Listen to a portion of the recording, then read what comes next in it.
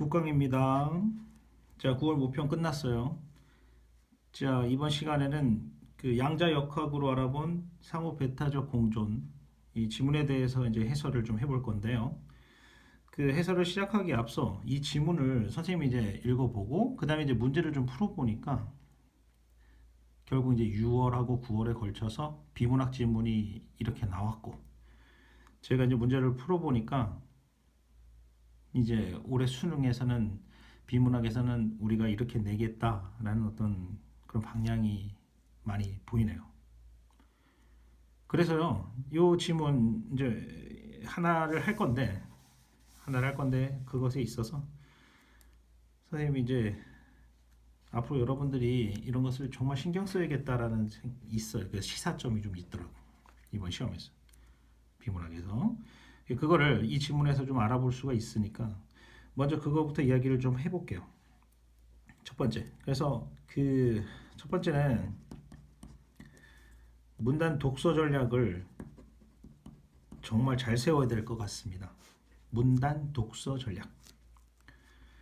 우리가 이제 문단을 독서를 할 때 생각을 좀 해보면, 편하게 생각을 해보면은 이런 층위가 발생하지 않을까 싶습니다.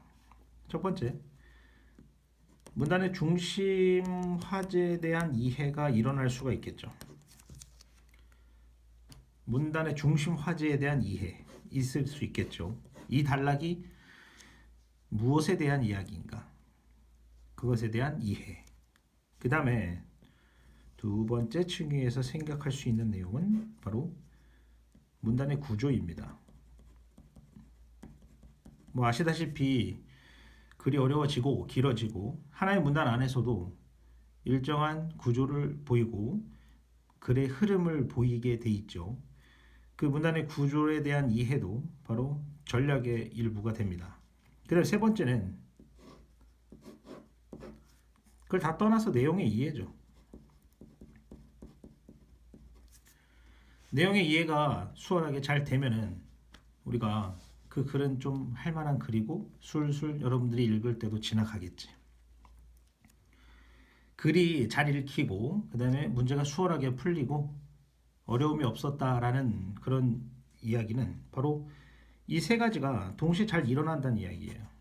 중심 화제와 문단의 구조, 그 다음에 내용의 이해가 잘 일어난다는 얘기죠. 근데 6월하고 9월에서 우리 비문학 지문 6개를 본 결과 문단에서 다 잘 됐으면 좋았겠는데 여기가 아마 힘들었던 경우가 많습니다.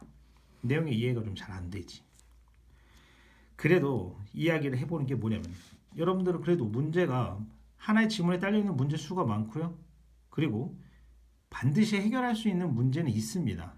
내용의 이해를 좀 했을 때 수월하게 풀리는 문제도 있지만 어렵게 풀릴 수도 있지만 그래도 내용의 이해가 잘 안 됐다 해도 중심 화제 무엇에 대한 문단이 무엇에 대한 이야기인가 그 다음에 문단의 구조가 어떤 흐름을 보이고 있는가 이것에 대한 이해를 토대로 문제 안에 들어가서 어떻게든 격파를 해낼 가능성은 열린다는 거죠. 결국 이야기하고 싶은 건 뭐겠습니까, 여러분들? 또 숙제야.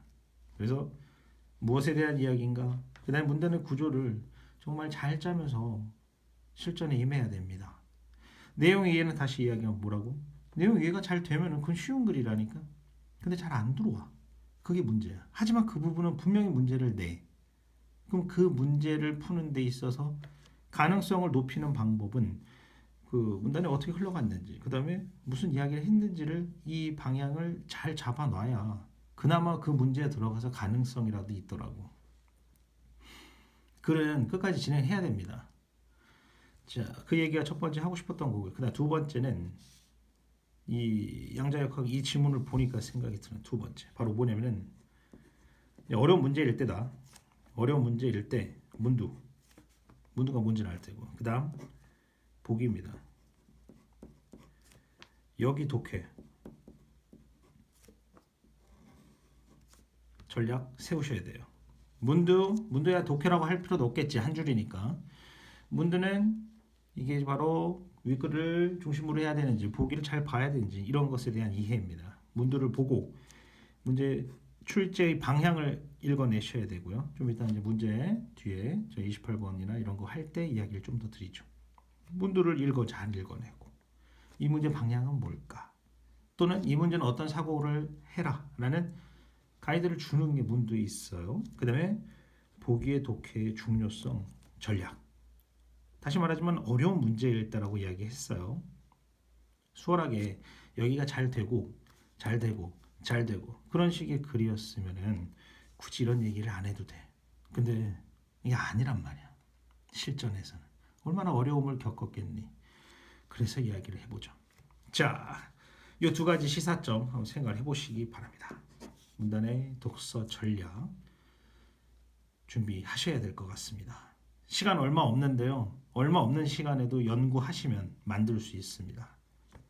두 번째 이거죠. 자, 본문 가보면서 그러면 한 문단씩 보면서요. 제가 말씀드린 바로 이 화제, 문단의 구조, 그다음에 내용의 이해. 내용의 이해는 보장을 못해요. 심지어는 이거를 읽고 있는 국강도 이해를 다 하고 읽는다는 보장이 없습니다. 나라고 다 아는 게 아니야. 절대로 여러분들에게 비문학 수업을 하는 데 있어서 배경 지식을 혼자 몰래 공부해 오고 그래가지고 그걸 이용을 해서 아는 척하는 거 그런 거 안 해요. 저도 본문 그대로를 읽고 문제에 있는 것을 그대로 읽어가지고 어떻게든 풀어내려고 노력을 합니다. 네. 자, 그러면요. 본문 한 문단씩 가보면서 무엇에 대한 이야기인가 그리고 구조가 어떻게 짜져 있었다. 이것을 확인하면서 일단 진행을 해볼게. 뭐 결론부터 얘기하자면 마지막 문단 여기 보이죠? 여기 LP. 그래서 그 논리학에 대한 이야기를 하는 이 단락 있잖아요. 이거는 이해를 하려고 해도 안 돼. 그냥 지문에 있는 내용을 잘 챙겨가서 고스란히 문제에다가 어떻게든 써먹어가지고 겨우겨우 문제 답 맞히는 게 그게 정답인 것 같습니다. 이 이해가 잘 된다? 아, 그럼 훌륭한 거야. 자, 보겠어요. 첫 번째 문단부터. 조금 빨리 가야지. 문단의 구조랑 중심 화제 위주로만 갑니다. 그리고 실제로는 그렇게 해야 될 거야. 이해가 되면은 그건 덤이야. 자, 봅니다. 고전 역학에 따르면 물체의 크기에 관계없이 초기 운동 상태를 정확히 알 수 있다면 일정한 시간 후에 물체의 상태는 정확히 측정될 수 있으며 배타적인 두 개의 상태가 공존할 수는 없다. 이렇게 얘기합니다. 그 다음 하지만 20세기에 등장한 양자 역학에 의해 미시 세계에서는 상호 배타적인 상태들이 공존할 수 있음이 알려졌다. 자, 그럼 딱 보이잖아. 나눠. 문단의 구조 얘기하는 거야. 고전 역학에서. 그 다음에 양자 역학에서 이야기하네요. 여기는 뭐라고?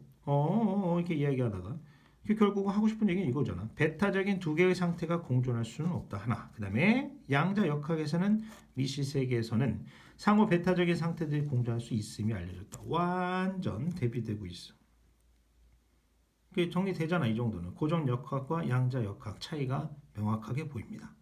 배타적이라는 말은 그냥 독립적이라고 이해를 하시면 좀 편할 겁니다. 서로 밀어낸다는 뜻인데 배타적이다.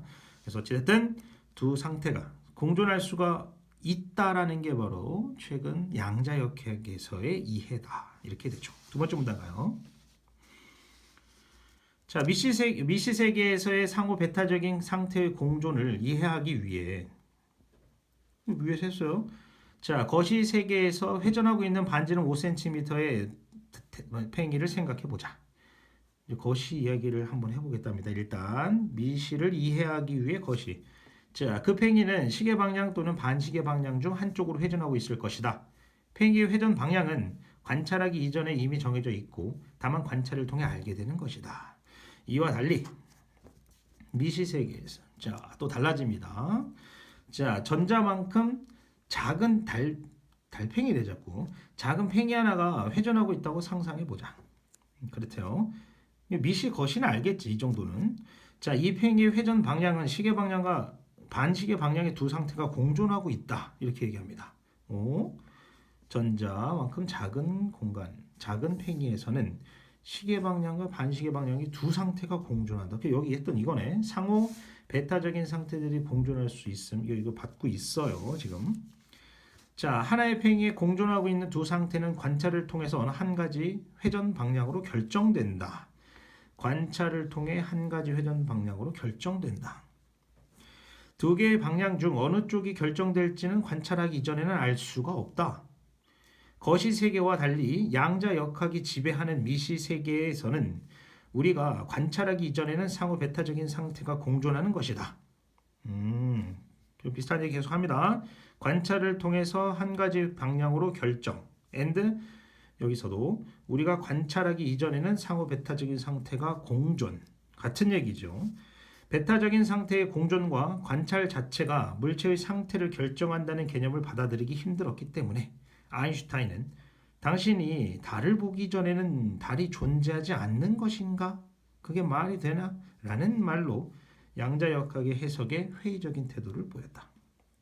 자, 두 번째 문단 좀 길긴 하지만 거시세계와 미시세계에 대한 어떤 그런 대립, 그 다음에 미시세계에서의 그런 핵심 내용 있잖아. 여기서 했던 거 보죠. 그러니까 상호 베타적인 상태의 공존. 근데 그게 관찰을 토대로 관찰이 이루어진 순간 한 가지로 결정된다는 어떤 이런 내용이 거의 다예요. 물론 있어요. 아인슈타인은 이런 것에 대해서 에이 그게 뭐야 말이 돼? 라는 이야기도 있긴 있죠. 다음 문단 갈게요. 자, 최근에는 상호 베타적인 상태의 공존을 적용함으로써 초고속 연산을 수행하는 양자 컴퓨터에 대한 연구가 진행되고 있다. 자, 위에서 얘기했던 거예요. 상호 베타적인 상태의 공존을 적용하는 양자 컴퓨터. 이는 양자 역학에서 말하는 상호 베타적인 상태의 공존이 현실에서 실제로 구현될 수 있음을 잘 보여준 예라 할 수 있다. 별거 없죠.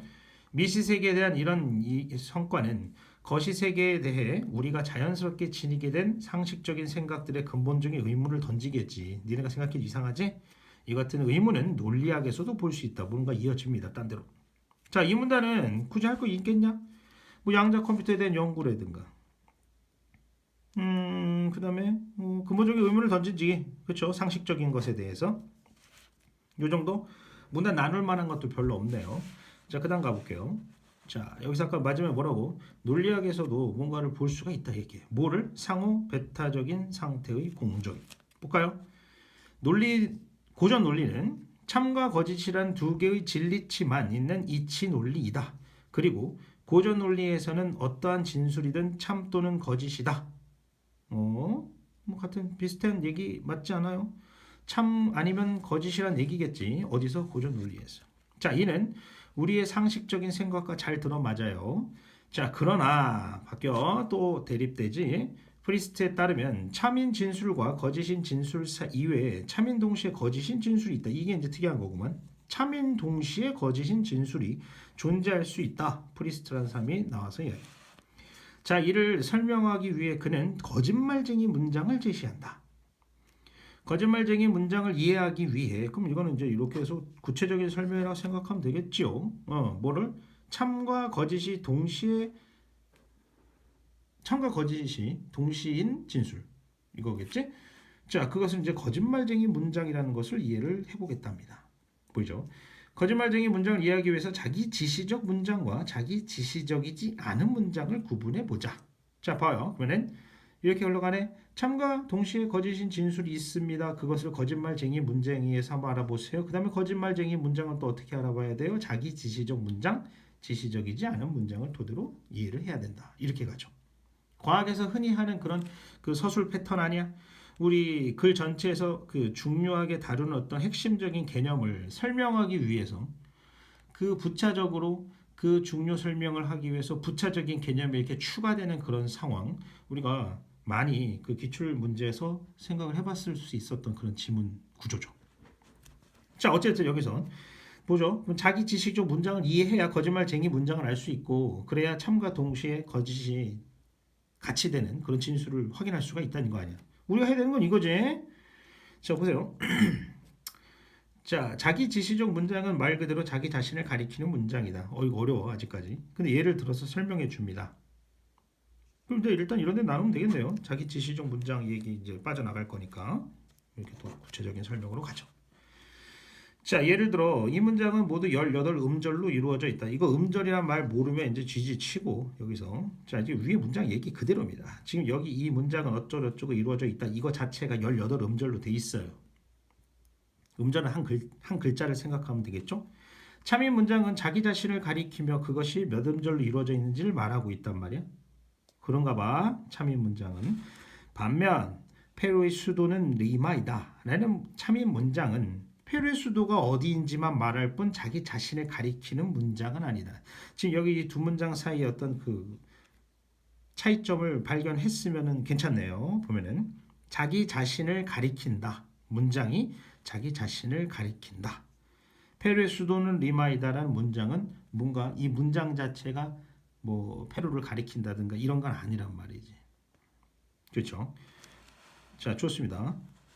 그 다음에 자기 지시적 문장이라는 게 이런 거랍니다. 자, 그 다음에 다음 문장 가요. 자, 이 문장은 거짓이다라는 거짓말쟁이 문장이다. 이 문장은 거짓이다는 거짓말쟁이 문장이다. 그렇답니다. 자, 이는 이 문장이라는 표현이 문장 자체를 가리키며 그렇겠죠. 그것이 거짓이라고 말하는 자기 지시적 문장이다. 그렇답니다. 이 문장은 거짓이다라는 문장은 자기 지시적 문장이랍니다.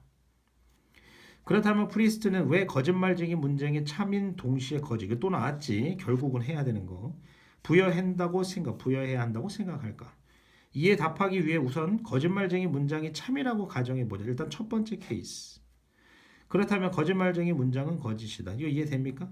참이라고 생각을 해봐. 그러면은 문장 자체의 표현이 이 문장은 거짓이라고 했어요. 그럼 이게 참이라는 얘기니까 거짓말쟁이 문장은 거짓이다. 이렇게 얘기해. 어렵죠? 아니야. 근데 이게 요 뒤에 것까지 요 문단 전체 뒤에까지 다 읽어보면은 이게 이해는 될 겁니다. 다시 가볼까요? 자, 보세요.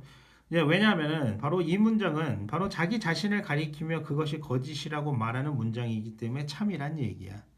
거짓을 거짓이라고 했기 때문에 참이란 얘기지. 반면 뒤에 하나 더. 자, 거짓말쟁이 문장이 만약에 거짓이라고 가정해보자. 그렇다면 거짓말쟁이 문장은 참이라는 거야. 거짓이라고 가정을 하면 거짓말쟁이 문장은 참이다.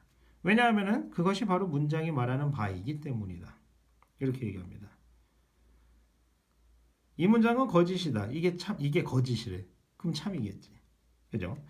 했고. 그다음에 자, 프리스트에 따르면 어떤 경우에도 거짓말쟁이 문장은 참인 동시에 거짓인 문장. 그러니까 이거는 중요한 게 뭐냐면 결국 이거야. 됐고 앞에다 그러니까 예를 들어서 가정을 한 거고 뒤에 결국은 거짓말쟁이 문장은 참인 동시에 거짓인 문장이 성립했다는 얘기를 보여주는 거죠. 누가 프리스트가.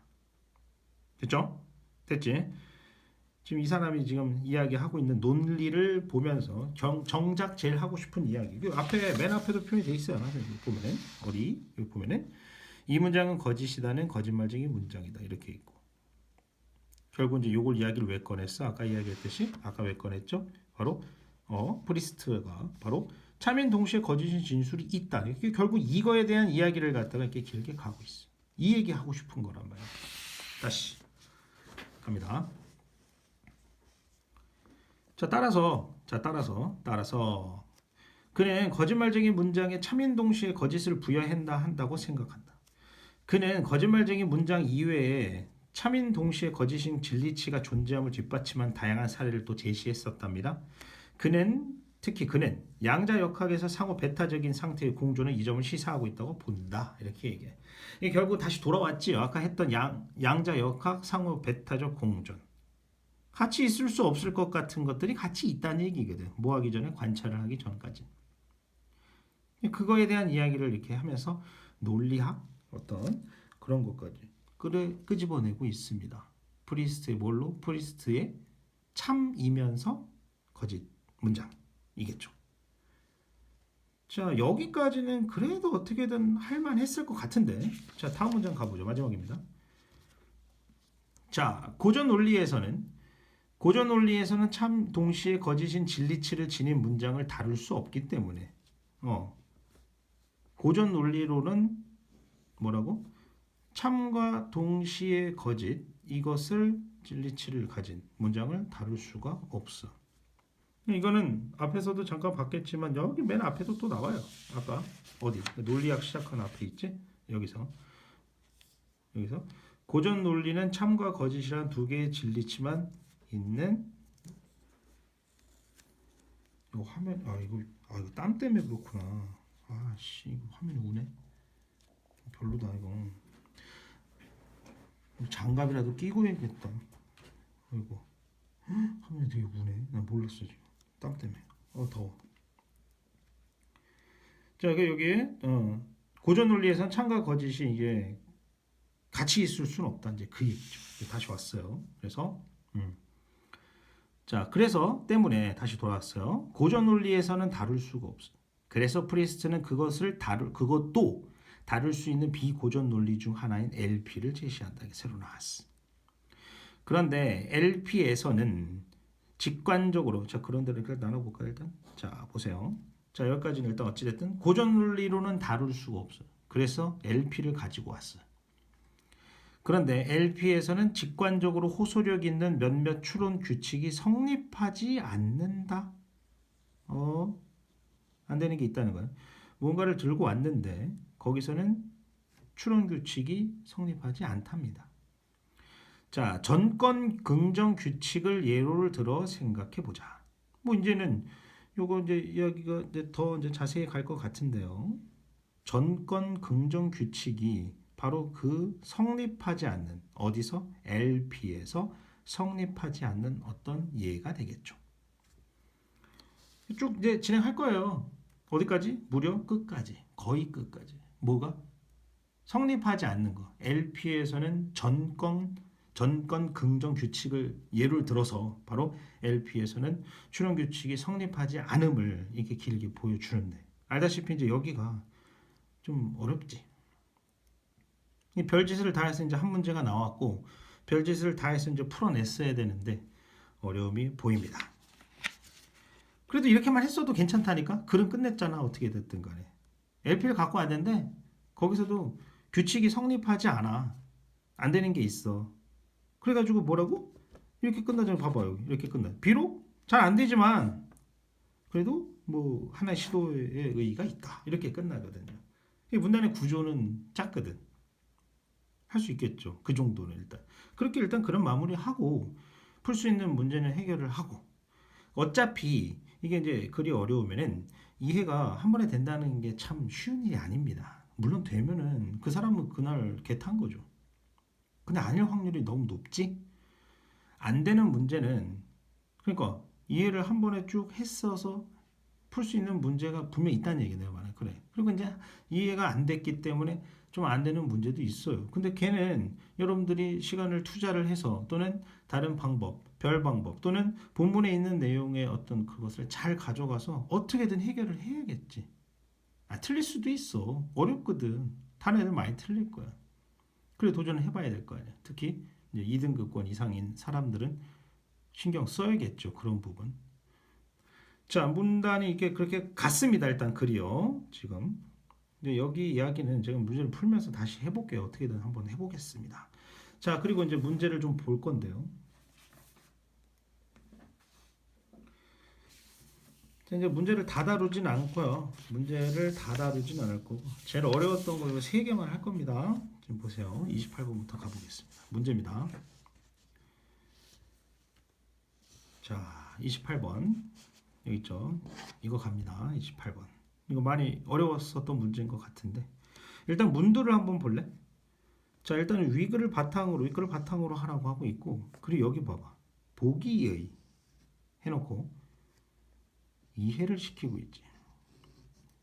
물론 이제 적절한 건 중요한 거고 그죠? 자 보기를 이해하라고 합니다. 보기 열심히 봐야겠습니까? 안 봐야겠습니까? 또는 출제자가 문제 답을 하는 데 있어서 보기를 많이 이용하겠습니까? 안 하겠습니까? 많이 이용하겠죠? 그런 생각 들지 않을까요? 좋아요. 일단 가보겠습니다. 그럼 제가 이제 종이를 하나 더 마련을 해서 자 보기를 한번 독해를 다시 해보죠. 보기도요.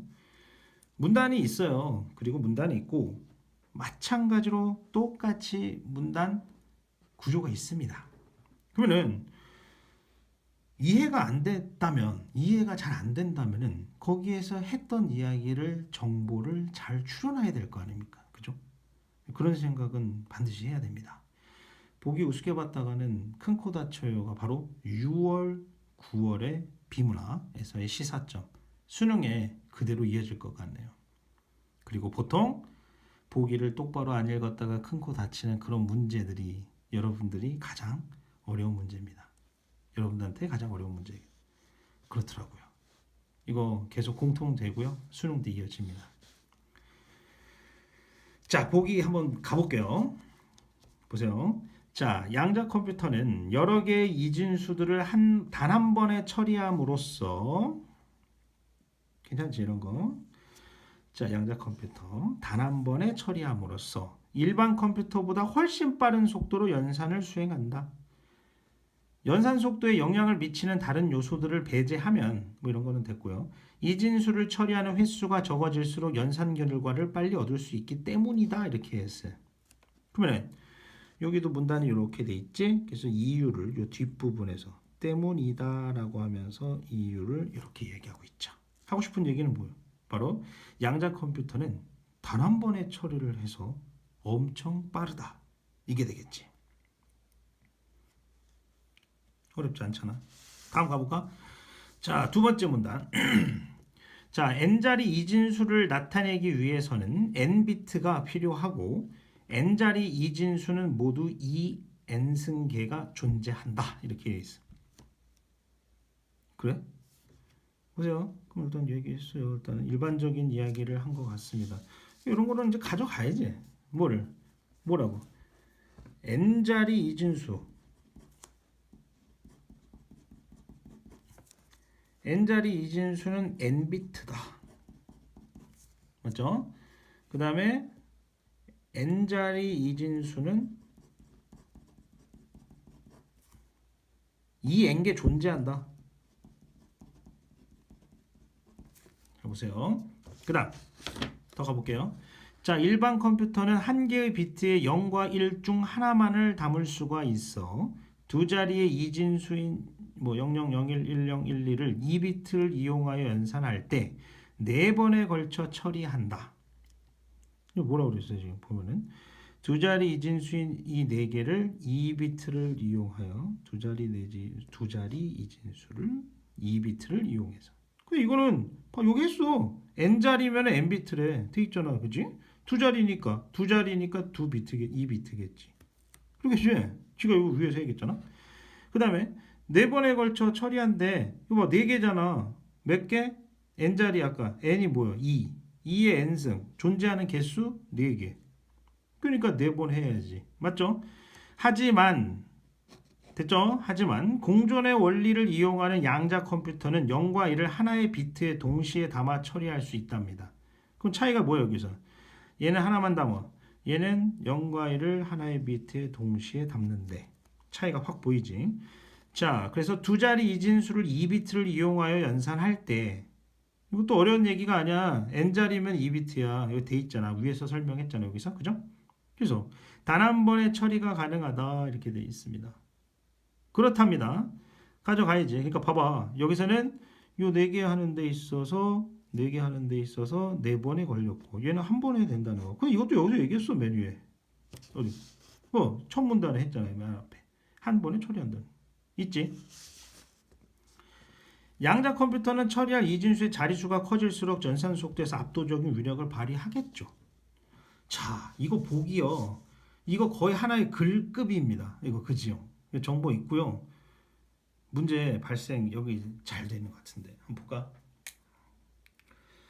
자, 이 정도 내용이었어. 알았어. 그러니까 뭐라고 지금 또 이거 적어줄까? 그러면 이것도 이제 봐봐. 보기에서 이거는 최소한은 가져갔어야 되는 정보가 바로 뭐예요? n자리 이진수는 n비트입니다. n자리 이진수는 2의 n개가 있어요. 그러니까 이제 이게 2의 n개가 있는 만큼 처리를 해야겠지. 그죠? 그 다음에 하나 더 하면은 뭐라고 할까?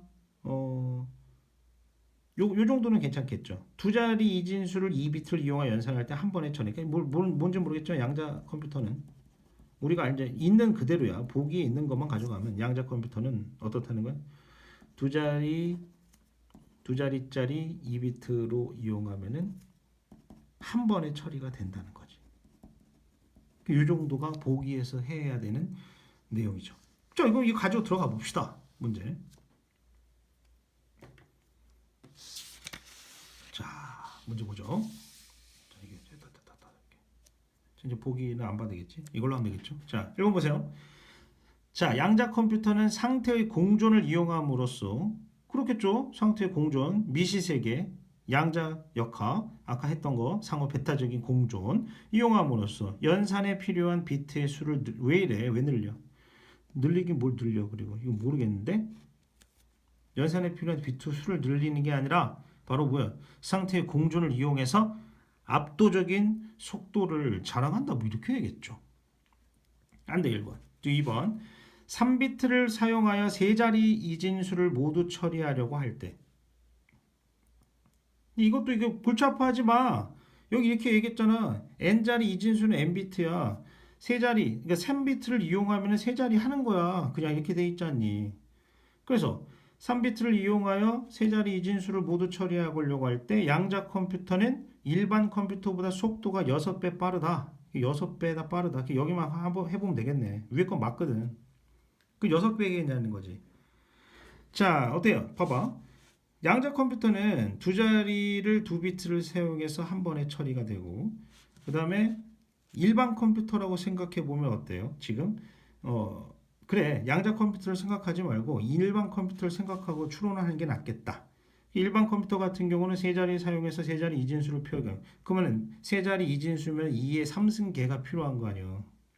그죠? 그 몇 배야? 6배가 아니라 8배 아닐까? 왜?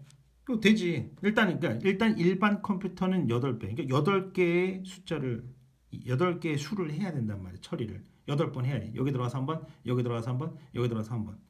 근데 양자 컴퓨터는 아까 본문에 뭐라고 그랬어? 봐봐. 여러 개의 이진수를 단 한 번에 처리한다는 거예요. 그러니까 이 두 자리짜리 이진수를 2비트로 하든 세 자리짜리 이진수를 3비트로 하든 10자리 뭐 어쩌고저쩌고 하든 간에 지금 양자 컴퓨터는 한 번에 된다는 거예요. 그러니까 정확히 몰라요. 나도. 써 있는 것만 이야기하는 거야. 6배가 아니라 8배 겁니다. 안 되죠. 3번. 한 자리 이진수를 모두 처리하기 위해 1비트를 사용한다고 할 때 이거 지금 문제 봐봐. 3비트일 때 세 자리. 그 여기 그 본문에 했으니까. 그러니까 보기에서 했으니까. 한 자리 이진수를 모두 처리하기 위해 1비트를 사용한다고 할 때 일반 컴퓨터, 양자 컴퓨터 정보 처리 횟수가 같을까 과연? 그죠? 안 되겠지? 일반 컴퓨터 몇 개? 2의 1승. 2배 느리겠지. 양자 컴퓨터가 2배 빠르겠죠. 맞죠? 4번 볼까요? 양자 컴퓨터의 각각의 비트에는 0과 1이 공존하고 있어. 맞잖아. 4비트로 한 번에 처리할 수 있는 4자리의 이진수의 개수는 모두 16개이다. 자, 이거 조심해야죠. 이게 보면은 4비트로 4자리 이진수면은 4비트야. 또 이거 반대로 4비트면 4자리 이진수가 돼. 보면은 4비트로 한 번에 처리할 수 있는 4자리 이진수의 개수는 모두 16개인가? 2의 4승. 그럼 맞아? 정답이야? 4번 정답 맞아? 맞겠지? 2의 4승. 그죠? 본문의 내용이 이게 다고, 그러니까 보기의 내용은 이게 다고, 이걸 어떻게든 갖다 써먹어서 답을 해야 되는 거 아니겠어요? 여러분한테 유일한 희망은 뭐예요? 보기였어. 이번 문제는. 어때요? 수능 때 이렇게 할 수 있겠습니까? 못하겠어요. 시간 투자는 해야겠지. 여기다가. 그러니까 알다시피 다른 데는 아껴 써야 되고 이 부분에서는 시간 투자를 해서 맞춰내야겠지요. 남들 틀릴 거니까. 니네 맞춰. 자, 5번까지 가보죠. 4번 일단 정답 맞는 것 같고요. 자, 5번. 3비트의 양자 컴퓨터가 3비트의 양자 컴퓨터가 3자리 이진수를 모두 처리하는 속도는 6비트의 양자 컴퓨터가 6자리 이진수를 모두 처리하는 속도보다 2배 빠르다. 잘못됐겠지? 어떻게? 똑같다고. 3자리에 3비트. 6자리에 6자리에 6비트. 어떻게? 여러 개의 이진수들을 한 번에 처리. 보이죠? 그럼 보기에 다 있네. 이 문제는 전적으로 전적으로 보기 안에서 다 이 정보, 이 보기 적어놓은 이거에서 이 모든 게 5개의 답지가 다 풀려. 그래. 요건 없다. 그래. 본문에서 가져온 건 요거다. 요거. 그죠? 상태의 공존. 요것만 가져왔다. 나머지는 다 여기 안에서 됐어. 자, 이게 이제 과연 이게 어려운 일일까? 이 과연 어려운 일이냐? 이게 이거 못 해내겠어요? 보기야. 아니 그리고 보기라고 내가 지금 이 문제에서 나 혼자 생각하는 게 아니잖아. 문도에서 뭐라고요? 아까 다시 봐봐. 윗글을 바탕으로 가는데 보기를 뭐라고? 이해하라고 하고 있잖아. 문도 시사점이 큽니다. 됐죠? 그 다음에 자 알았어. 자 30번. 30번은 차라리 나는 30번이 좀 더 어렵더라. 보면은 좀 이유가 있는데. 자 보세요. 30번은 자 30번은 먼저 얘 들어가기 전에 역시 알다시피 어디가 돼야 돼. 여기가 됐어야 돼. 여기 이 문단 있지? 여기가 정리가 됐어야 뭐가 되든가 말든가 했겠더라. 보니까 이제 그건 어쩔 수 없는 거네. 본문 다시 한번 보죠. 자 어디 볼 거냐면은 바로 전권 긍정. 자 여기에요. 전권 긍정 규칙을 여기 예를 들고 갑니다. 자 가볼게요. 그 본문에 있는 내용을 그대로 글로 본문에 있는 내용을 한번 정리를 하겠습니다. 한번 보죠. 자 보세요. 자 전권 긍정 규칙을 예를 들어 생각해 보자. 고전 논리에서는 전권 긍정 규칙이 성립한대. 일단 그렇겠지. 근데 안 된다고 했잖아. LP에서는 안 된다고 했어. 전권 긍정 규칙이 안 돼. 성립하지 않는다. 자 그럼 일단은 고전 논리 한번 보죠. 뭐라고 하는지. 고전 논리에서는 전권 긍정 규칙이 성립한다. 이는 P이면 Q이다라는 조건문과 그것의 전권인 P가 참이라면 그것의 후권인 Q도 반드시 참이 된다는 것이다. 이렇게 돼 있어. 자, 이거 좀 더 정리를 해볼게요. P면 Q이다라는 조건문과 그것의 전권인 P겠지. 참. 그것의 후권인 Q도 참이다. 이게 이제 여기까지가 이야기가 뭐야? 일단 여기까지가 고전 논리에서의 전권 긍정 규칙이야. 그럼 이거 좀 그려보자. 뭐 이렇게 하면 될까? 잠깐만. 지금 이거 잠깐만. 이거 폰이 배터리가 지금 약간 멘붕인데 지금 큰일 났네. 이거 어떻게 되지? 잠깐만. 큰일 났네. 폰 배터리가 빨리 찍어야겠다. 배터리 다 달기 전에. 큰일 났다. 빨리 찍어야겠다. 알지? 자, 빨리 됐다. 멘붕인데? 버티겠지? 자, 다시 갈게요. 보세요. 자, 고전 논리에서는 그러니까 여기 P이면 Q이다라는 조건문과 고전 논리에서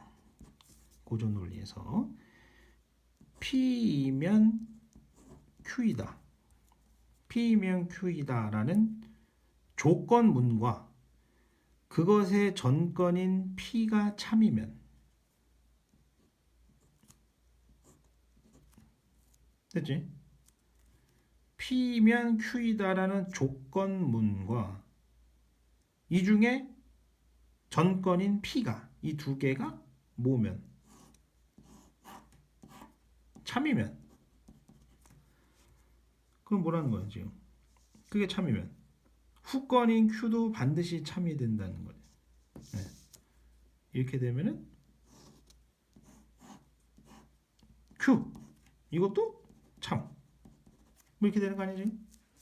이거 글로 써 있는 거를 이제 표현해봤어요. 이렇게 해볼까? 조금 어디야? 자 그래 이 정도 가볼까? 이 정도. 자 여기야 여기 나눌 건데 다시 자 이와 비슷한 방식으로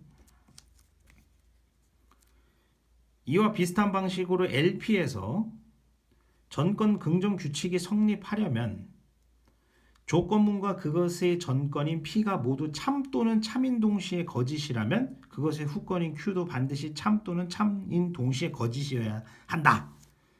그러니까 어떻게? 이 부분은 전권 긍정 규칙이 성립하려면 어떻게 돼야 된다고? 바로 뭐라고? LP에서 다시 LP에서 성립하기 위해서는 성립하려면 조건문과 조건문 P에서 Q 다시 쓸게요. P에서 Q. 그 다음에 이 P에서 Q에서 조건문하고 그것의 전건인 P 이게 둘 다 어때야 된다? 이게 여기 써 있잖아. 그죠? 참 또는 참 동시 거짓. 이게 참 오어 참 거짓. 이렇게 돼 있어. 이렇게 되면 그것의 후권인 Q